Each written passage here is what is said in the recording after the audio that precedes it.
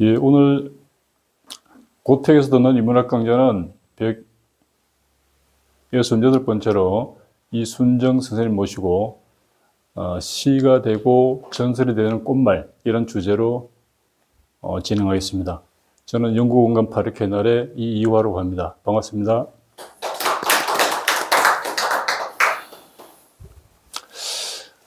이순정 선생님은 그야말로 어떤 그 생태 환경이란 게 아마 어릴 적부터 체질화되어서 그야말로 그 애정이 잔뜩 배인 그런 환경 운동, 생태 운동을 하시고 있는 분 같습니다. 그래서 어떤 뭐 중앙에 뭐 지방 거창을 중심을 하지만 중앙에 어떤 전국적인 그런 거대한 환경 운동가들보다도 참 소중하게 생각됩니다.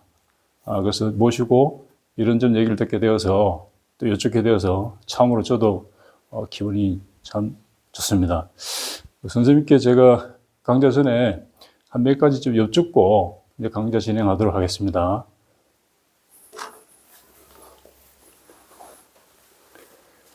선생님 길이 꼬불꼬불하죠? 네, 네. 어릴 때 그 지게만 다니는 길을 따라서 뭐 좋게 한 시간은 올라가셨던 산중의 그 길보다도 더 꼬불꼬불합니까? 아니요. 훨씬 꼬불한 길들을 다녔습니다. 예. 선생님 제가 몇 가지만 좀 여쭤볼게요. 이 영상으로 남겨서 나중에 책자로 발간될 것을 목표로 하고 있습니다. 첫 번째 질문 선생님께 드리겠습니다. 선생님의 어린 날이 참 마음이 짠한데요. 지기로 좋게 1시간은 걸어오르는 오솔길에서 만나는 갖가지 풀과 나무와 꽃과 짐승들은 저한테도 낯익은 감성이기도 하고 또 저보다 더 깊은 어떤 향기가 느껴집니다. 지금의 환경 생태에 대한 애정이 그 어린 날과 어떻게 연결된다고 생각하시는지요? 제가 사실은 혼자 숲에 가는 걸 엄청 좋아합니다.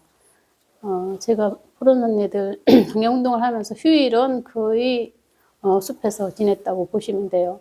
제가 찍은 꽃 사진을 뭐 10년 전 걸 봐도 토요일 아니면 일요일 뭐 연휴였어요. 사람들이 혼자 숲에 다니는 게 무섭지 않냐고 물어봅니다. 근데 하나도 무섭지도 않고요.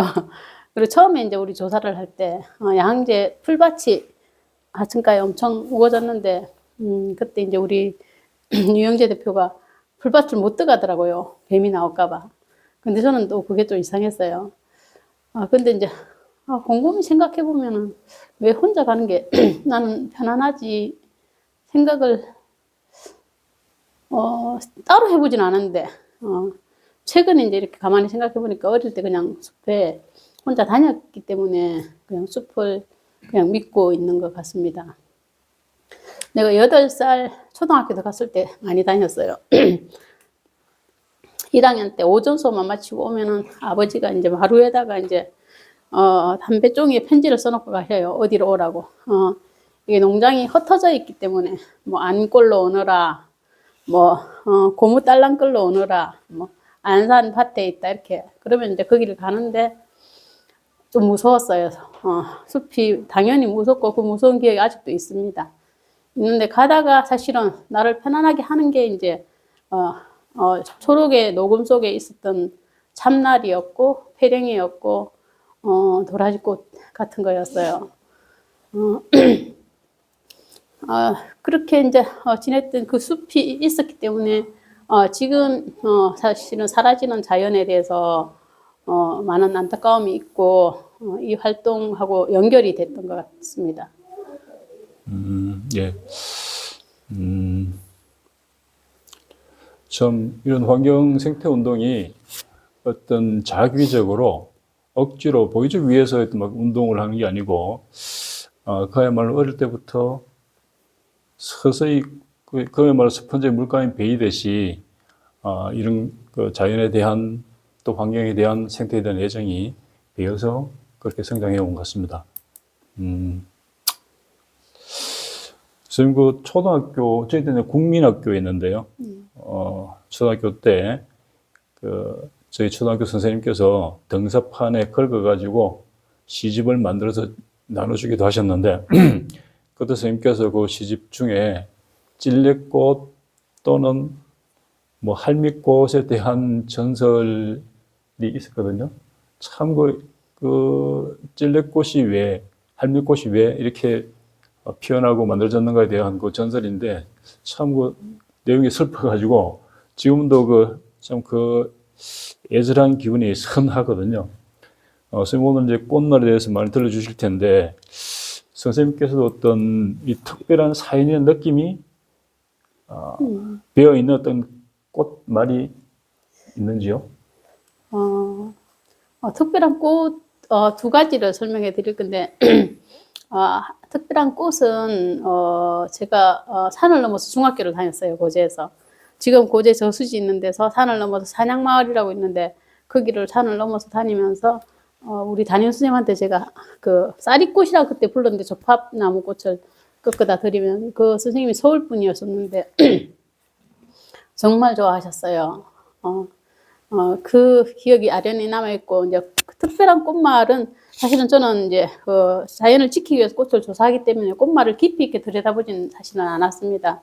않았는데, 이제, 우리 지역에 이제 지켜야 될 자연 중에서 이제 사실은 저는 이제 가막산이 굉장히 안타깝고 아쉬운데 그곳에 은방울꽃이 굉장히 많이 있어요. 사실은 어디 가서 이런 얘기를 하기 제가 조심스러워요. 이렇게 얘기하면은 사실 없어지기도 해서, 은방울꽃이 이 강이 있을 만큼 지천으로 이렇게, 깔려서 피는 곳이 곳곳에 있었어요. 근데 지금 많이 없어졌는데, 이제, 은방울 꽃말이, 좀 특별합니다. 그게 이제, 그게, 반드시 행복해질 거예요. 라는 꽃말을 가지고 있어요. 그리고 이제, 사실은 이게 조금, 우리 정서하고 안 맞을 수는 있는데, 그 꽃말 때문에 은방울꽃은 유럽에서 그 결혼식을 할 때 그 장식을 하거나 부케로 만들어 쓰기도 했어요. 그것도 황실의 사람들이. 그러면서 유럽의 뭐 유명한 배우들이 쓰고 하면서 우리나라 배우들도 이제 은방울꽃을 결혼할 때 쓰기도 했는데 은방울꽃이 정말 예쁩니다. 예쁘고 향기도 정말 좋아요. 제가 이제 존경하는 나무 스승님이 계시는데 우리나라 최고의 나무도감을 쓰신 분이에요. 그분이 이제 사실 숲에 갈 때 화장을 진하게 하고 오거나 향수를 뿌리는 사람을 별로 안 좋아한대요. 근데 그분이 하는 말이 그래도 은방울꽃 향이 나는 사람이 있으면 따라갈 수도 있을 것 같다 하는 얘기를 하시듯이 이제 그 향이 좋은데 제가 이제 거의 환경운동하고 한 10년 동안은 꽃 하나 따는 것도 정말 못했어요. 수업할 때도 꽃을 따서 애들한테 보여주고 싶은데 그걸 못해서 이거 보호해야 된다는 생각이 사로잡혀서 못 뜯었는데 50이 넘어가면서 어느 날 꽃을 꺾어서 오는 저를 발견을 했는데 제가 이제 지역에 이제 젊은 청년들한테 청년 활동가 아끼는 활동가들이 이제 있었는데 그 애들한테 야, 너 결혼할 때 5월 달에 해라. 그러면 내가 이때 꽃을 꺾지 않았지만은 너희들을 위해서 내가 부케를 만들어 줄게 한 적이 있습니다. 이제 열심히 이제 시골을 지키면서 활동하는 활동가가 자랑스럽기도 하고 또 이제 내가 환경을 지킨 걸 조금이라도 그 환경을 훼손하는 걸로 내가 이때까지 지켜왔으니까 이 청년의 부케 하나 정도는 허락해 주겠지 하는 마음에 그 약속을 했어요. 근데 사실은 아직 부케를 한 번도 못 만들었고요. 그렇게 얘기했던 친구 둘이가 결혼을 했는데 한 명은 5월이 아니었고 한 명은 5월에 했는데 제가 너무 바빴어요. 그래서 만들어주지 못했습니다.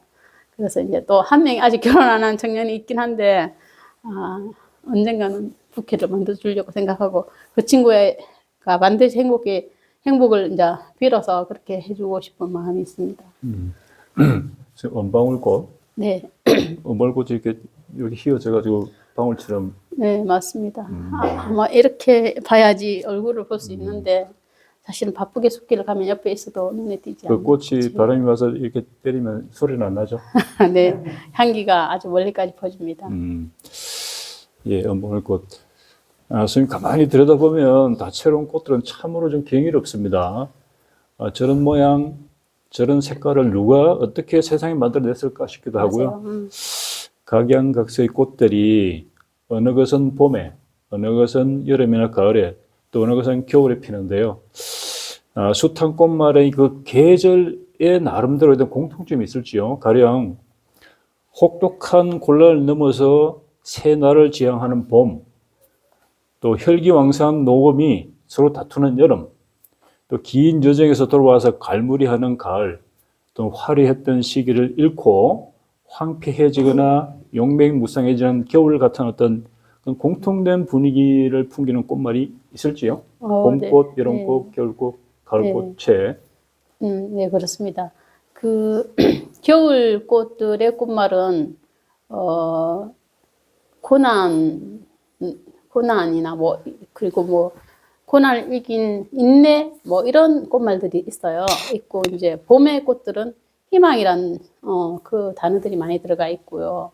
그 여름 꽃들은 열정이나 뭐 이런 열정이나 그런 꽃말들이 많이 들어가 있어요. 그리고 사실은 계절뿐만 아니라 이 꽃이 고개를 숙이고 이렇게 피는 아이들은 수주봄이라든지 우리가 우리나라 꽃 이름을 이렇게 들여다봐도 꽃을 관찰하면은 그 모습을 알아볼 수 있는데 얘는 왜 이렇게 이름을 지었지 하면은 이제 처음에 이름 지었던 사람들은 그 꽃의 그 모습이나 뭐 그 주변 환경이나 계절이나 이런 걸 보고 지었던 것 같아요. 그래서 계절도 나타나면서 꽃이 가진 모습 그리고 뭐 꽃의 뿌리가 뭐 아주 붉다든지 하면 또 그 의미도 들어가 있고 다양하게 들어가 있는데 전체적으로는 봄꽃이 이런 봄에 피는 꽃들은 인내한다는 그 겨울 말미에 피는 꽃들은 그런 의미들이 있고 그렇습니다.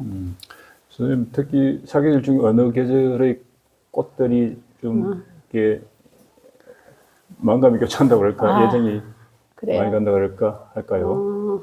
사실 애정이 많이 가는 것은 제가 어릴 때 그 숲길에서 만났던 꽃들이에요. 그 참나리가 사실은 제가 기억력이 좀 좋은 편이에요. 8살에 이제 숲에 가는데 뻐꾸기가 울고 비둘기가 울고 있었어요. 산비둘기가 구구구구 우는데 정말 무서웠어요. 그 소리가. 사실은 그때는 그 개가 무슨 소리인지도 몰랐는데 막 두근두근 하면서 가고 있는데 저기 내가 딱 가는 저 위쪽에 그 참나리가 딱 펴 있는 거예요. 근데 갑자기 무서운 마음이 싹 사라지는 거예요. 그래서 걔를 지금 만나면 그때가 항상 생각이 나고요. 그리고 이제 아주 좁은 오솔길 옆에 술패랭이가 펴 있었는데 그게 발목에 이렇게 걸리적거리면서 또 나를 잠시 무서움을 붙잡고 이렇게 해주던 그 아이를 만나면 또 이제 걔가 생각이 나고 그렇습니다. 근데 현재는 봄만 되면 꽃 보러 가야지 하는 마음이 우선 들어서 4월 말 5월 초에서 만나는 꽃들이 그럼 참나리 꽃은 늦봄에 피는 꽃인가요? 아니에요. 그 여름이 여름에. 접어들어요. 아버지가 모내기를 하거나 벼수학을 하거나 그럴 때 이제 거의 하루 종일 거기서 밥을 해 드시고 뭐 그렇게 일을 하시니까 항상 이제 그럴 때 그 숲길을 많이 걸어갔던 것 같아요. 지금 그 숲길을 어른이 되어서도 걸어가 보기도 하셨나요? 예. 지금 이제 우리가 식구들이 모두 다 이사를 나간 지가 엄청 오래됐어요. 중학교 졸업하고 다 나갔는데 그러고 나서 이제 시골의 전답을 아버지가 하나도 정리를 하지 않았어요. 고제 저수지에 들어간 거 외에는 그냥 다 나눴는데 동생이 남동생은 더 일찍 나갔지 더 어릴 때. 남동생이 제주도 살다가 최근에 와서 집을 지었는데 이제 동생이 오고 조카가 지금 7살이에요. 조카가 3살 때 거창에 왔는데 3살짜리 조카를 데리고 이제 그 길을 갔어요. 근데 그 3살짜리 조카의 걸음이 나의 어릴 때 그 걸음이 아니었나 싶은 생각이 들기도 하는데 내가 이제 가면서 이제 어릴 때 봤던 꽃들을 보고 사실은 조금 먼 발치에 있었던 거는 무서워서 못 봤는데 새로 이렇게 보이는 것들도 있더라고요. 예. 저도 어릴 때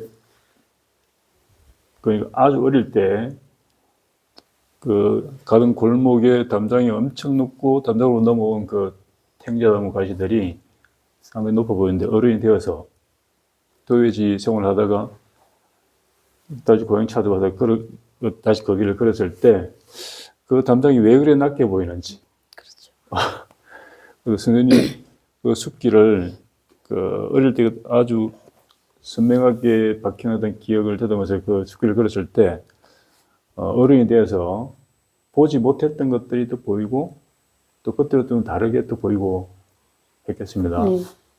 많이 모습도 바뀌었죠. 그 길은 사라지고 뭐 다른 가는 길에 뭐 전답이나 용지를 뭐 개간하고 하면서 옛날 그 숲길 모습은 사라지고 사실은 다른 모습이 되어 있기도 하고 그렇습니다. 지금 환경운동 현장에서 개발업자들이나 뭐 공직자들과 격하게 충돌을 하기도 하시는데 개발과 보존 사이에 어떤 공식이 있어야 한다고 지금까지 나름대로 활동해온 그 경험칙이 있을까요? 그 지구상의 모든 동식물들의 존재 의의가 오로지 인간의 편리를 위해서만 유용하다고 하는 일각의 주장에 대해서는 어떤 생각이실까요? 참 답답한 문제예요. 그 문제가. 지금은 제가 이제 환경운동 활동가에서는 이제 좀 작년에 자리를 내려놨지만은 지금 활동가가 없기 때문에 지금도 이제 활동은 하고 있습니다. 하고 있는데 이제 올해도 사실은 현장에서 몇 번을 싸웠어요. 싸웠습니다. 그참 군에서는 하천을 계속 준설을 하려고 하고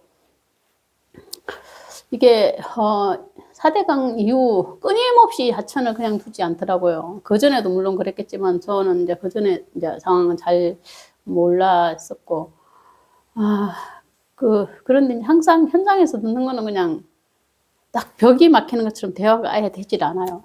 그냥 뭐 멸종위기종이고 전 세계적으로 몇 마리 없고 뭐 또 우리나라에만 있는 물고기가 있고 우리나라에서 낙동강에만 있는 물고기가 있는데 거기를 막 파헤치고 뭐 곳곳이 파헤치니까 사실은 애들이 살 수가 없고 거의 멸종이 되고 뭐 이런 상황인데도 현장에서 싸움을 할 때 사람들이 굉장히 많은 사람들이 물고기 한 마리 그거 무엇이라고 뭐 우리는 지금 밥도 못 먹고 사는데 이렇게 말씀을 하세요. 얘는 한 종이 멸종이 되고 있는 상황인데 그리고 새 한 마리 그거 무엇이라고 이러면서 욕을 해요. 지나가면서 최근에도 이제 그 창포원 옆에 원래는 흰봉대새라는 새가 살고 있었어요. 그 새가 전 세계적으로 이제 2천에서 4천 마리를 추산을 하는데 2천에서 4천 마리 전 세계적으로 그렇게 산다면 사실은 얼마 안 되는 거죠. 근데 그 창에 제가 알기로 그쪽 창포원 옆에 한 80마리 정도가 사실은 마을을 이루고 있었어요. 왜 걔들이 거기에 마을을 이룰 수밖에 없었냐면은 걔들은 굉장히 경계심이 많고 읍내에 계속 끊임없는 공사가 진행되고 하니까 거기에 살고 있었는데 이제 2020년 홍수에 사실은 그 홍수도 결국 사람이 빚은 재난이기도 해요. 그런 기후 변화가 그 홍수에 장포원 뚝이 무너지면서 거기 공사가 들어갔어요. 그런데 이제 2020년 이후에 또 중앙정부에서 굉장히 많은 예산이 전국에 풀렸어요. 그 창에만 600억이 풀렸어요. 하천 사업을. 아주 짧은 구간 저기 남하에서 신원 가는 다리 있는 데서부터 합수까지 600억이 딱 배정이 됐어요. 그러면 전국에 얼마나 많은 우리의 세금들이 환경을 훼손하는 데 쓰일까요? 그런데 이제 그게 계획이 딱 되었다 해서 제가 이제 부산국토관리청에 전화를 했어요. 그쪽이 이제 흰목물대새 산란지인이 3월, 4월, 5월에 공사를 하지 마라 했어요. 담당 공무원이 알겠다고 하더라고요. 현장에 전달도 한다고.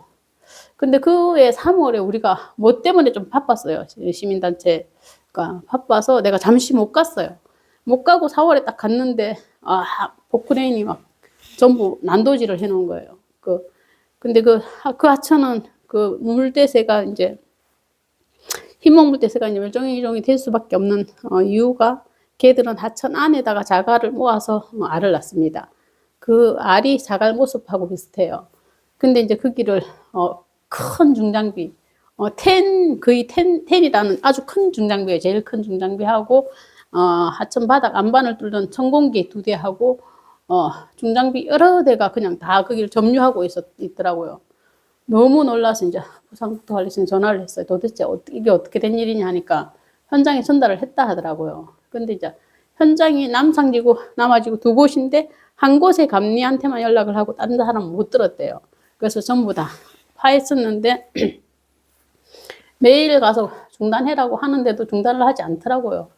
않는데 이제 무릉교에서 이제 지켜보고 있는데 흰목대새가 아주 작은 새예요.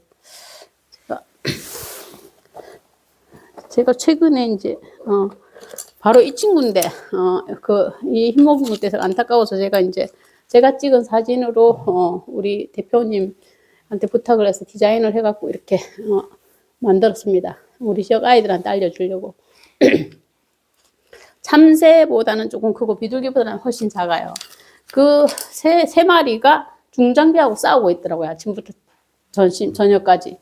점심 때 인부들이 밥 먹으러 갈 때 빼고는 울고 있는 거예요. 그래갖고 제 생각에는 제가 저러다가 이제 죽을 수도 있겠구나 싶은 생각이 들어서 사진을 찍어서 이제 한들신문에 보도를 하고 나니 이제 전국에서 이제 KBS, MBC, SBS, 뭐 EBS까지 다 와서 이제 그러고 나니까 이제 공사를 중단하고 방음벽을 치고 이런 상황이 생겼었는데 그때도 사실 이게 이슈화 됐지만은 사람들은 지나가면서 저한테 환경단체 너 그때 뭐 새 그거 한 마리 뭐시라고 이러면서 그렇게 욕을 하는 거예요. 근데 이제 사실은 언쟁을 해도 그 사람들은 너무 확고한 그게 있어요. 신념이 또 있어요. 우리도 먹고 살기 힘들고 뭐 그런데 걔가 뭐시라고 새 그거 한 마리 뭐 그거 거기 못 살면 딴 데 가서 날아가서 딴 데서 살겠지 이렇게 말을 하더라고요. 그래 이제 이 아이들이 현장이 얘들이 밑에서 공사에 쫓겨나서 위로 왔는데 위에를 또 준수를 한다는 거야. 그래서 내가 여기 애들 이산가족 다 만들었다. 애들이 다 흩어져서 장풍숲에는 발견도 안 되고 읍내에는 발견도 안 되는데 지금 읍내에 있고 장풍숲까지 올라갔다 애들이. 그렇게 하니까 이제 그 인부들이 웃는 거예요. 실수 나를 비웃듯이 웃는 거예요. 우리는 노가다 하니까 지금 15년째 주말 부부하고 있고 애들도 못 보고 있다고 이러면서 그렇게 말씀하시는 거예요. 더 이상 대화를 할 가치도 없고 그냥 말문을 제가 닫아버렸는데 그런 상황이 계속 반복되고 있습니다. 계속 끊임없이. 네.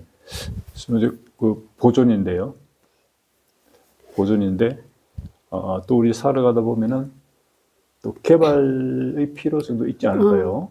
네, 그래서 제가 한 가지 말씀드리고 싶은 게 이제 거창에 굉장히 많은 물고기들이 사라졌을 거예요. 근데 그 중에 이제 사라진 게 이제 두 종이에요. 하나가 꼬치 동작이에요. 꼬치 동작인데 이게 마리천에 있던 건데 이게 하천 개발로 사라졌어요. 완전히 거창에서는 멸종이 됐죠. 그래서 2008년도에 한번 복원을 이 몇천 마리 환경부에서 풀었어요. 풀었는데 그 이후에 얘들이 2,000마리나 풀었는데 조사에서 한 마리도 안 나오는 거예요. 이제 얘가 살 수 있는 환경이 아니에요. 그래서 완전 멸종이 되어버렸죠. 그래서 사실은 되돌릴 수 없는 것이라면 절대로 하면 안 된다고 생각합니다. 회복할 수 없는 것이라면. 전국 공무원들 열려 있는 생각이 있다면은 그 지키고자 하는 사람들하고 아주 긴밀하게 의논해 가면서 조심스럽게 이제 그 개발을 해 나가야 되는데 요새는 환경 생태 운동가로서 이런 말이지 않습니까? 이 지구상에 숱한 생명체들이 있는데 그 생명체들에 대한 가치 유용성이 그것들이 인간의 편리에 유용한 거 아닌가라는 기준으로 따져야 된다고 하는 말들도 있잖아요. 일각에서. 그런 말들 들으면 참 만감이 교차하시겠습니다. 네, 그렇죠. 근데 결국은 그렇게 하다 보면은 우리 인간의 사실 멸종을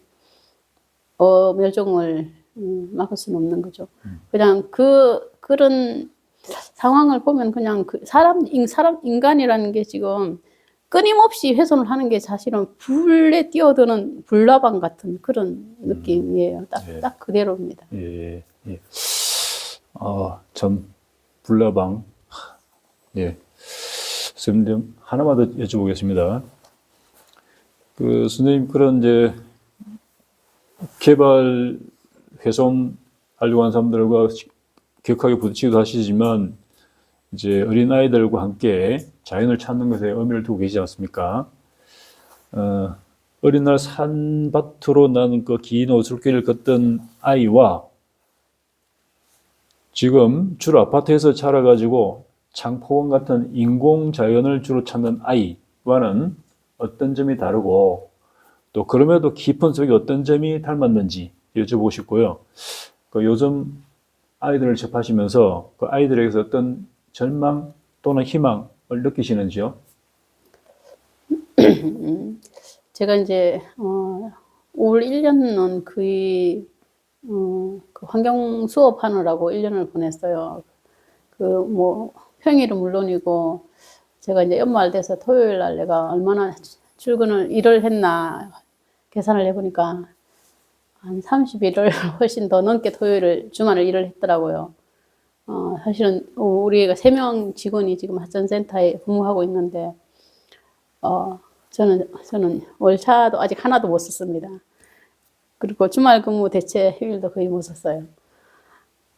그런데 이제 항상 똑같은 수업을 해요. 장포원에 가서 똑같은 내용을 똑같은 수업을 하는데 회의감이 좀 들기도 해요.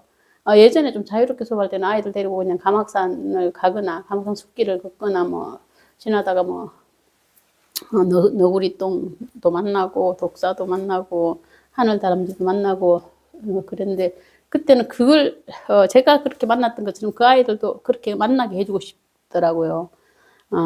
그래서 그런 시간이 좀 줄어들고 이게 짜여진 틀에서 수업을 하다 보면은 아이들한테 좀 미안하고 한데 올해 이제 아이들한테 그런 수업을 했었어요. 그 100년 후에 100년 후에 그 여기 거창은 어떻게 돼 있을까 이렇게 했는데 좀 절망적이었어요. 애들이 지금 환경 문제가 굉장히 이제 심각한 걸 이제 막 많이 접해서 그런지 모르겠는데 거의 절반 이상이 사람들이 살고 있지 않을 것 같다는 그런 얘기들도 있고 다 뭐 전쟁이 났다는 애들도 있고 너무 절망적으로 얘기하는 아이들이 굉장히 많아요. 그리고 한편으로 또 괜찮은 거는 한편으로 좀 희망적인 거는 희망이라고 해야 되는지 모르겠지만 아이들이 환경에 대해서 너무 걱정을 하고 많은 저보다 더 먼저 실천하려고 하는 아이들도 있고 그런 마음들이 또 보여서 좀 그나마 좀 위안이 되기도 하는데 뭐 어릴 때 그러니까 지금 제가 유치원이나 초등 아이들은 아무리 자연에 많이 나가도 과하지 않다는 생각이 들어요. 유치원은 무조건 밖으로 데리고 나가서 그냥 자연을 보여주면 좋겠고요. 뭐 제가 그랬던 것처럼 자연을 자주 접하면서 저도 사실은 어릴 때 자연을 보호하는 아이는 아니었어요. 제 생각에 어릴 때 정말 이상한 짓을 했었거든요.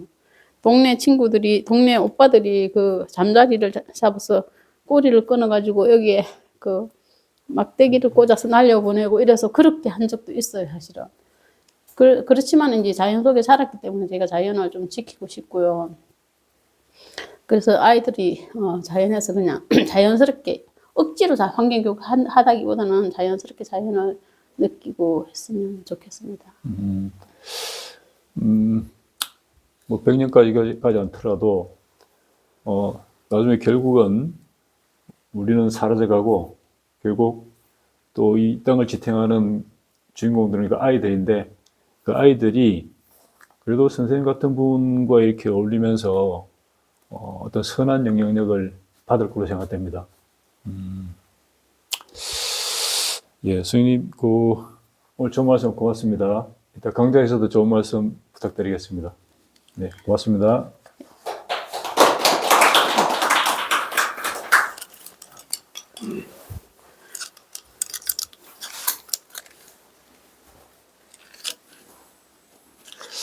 잠깐 차 한잔 드시고 선생님 강좌로 들어가도록 하겠습니다.